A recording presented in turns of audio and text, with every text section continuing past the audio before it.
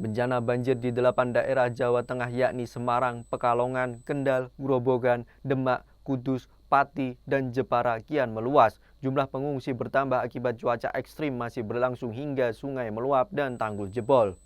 Bencana banjir yang kian meluas tidak hanya memutuskan jalur Pantura Demak Kudus.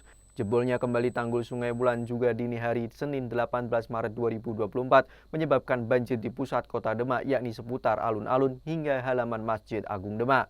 Jumlah desa terendam di daerah berjuluk Kota Wali itu pun meningkat 100% dibandingkan sebelumnya. 44 desa menjadi 88 desa di 10 kecamatan. Gelombang pengungsian juga terus meningkat hingga tercatat mencapai 12.982 orang baik di Demak maupun di Kudus. Kepala Pelaksana Tugas BPBD Kabupaten Kudus Mundir menjelaskan dengan pengungsi dari daerah Kudus sendiri yang mencapai 1.619 jiwa.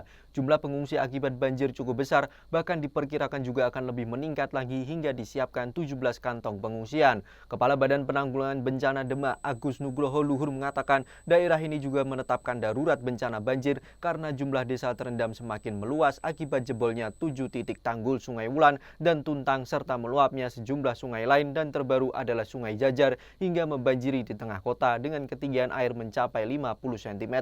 Hingga pagi ini di Jepara, banjir akibat meluapnya sejumlah sungai semakin meluas di 8 kecamatan hingga mengakibatkan puluhan ribu jiwa terdampak juga 627 jiwa lainnya mengungsi. Sementara di Kabupaten Grobogan, akibat meluapnya sejumlah sungai hingga saat ini masih 112 desa di 13 kecamatan terendam banjir. Meskipun di kota Purwodadi banjir sedikit menurun, namun jumlah pengungsi bertahan masih mencapai 800 jiwa lebih karena rumahnya belum dapat ditempati. Kepala BPBD Grobogan, Endang Sulistioningsi mengungkapkan banjir melumpuhkan perekonomian dan lalu lintas di daerah ini karena ada 4.352 hektar area persawahan, 80 fasilitas pendidikan terendam, dan beberapa ruas jalan-jalan penghubung antar desa tertutup banjir.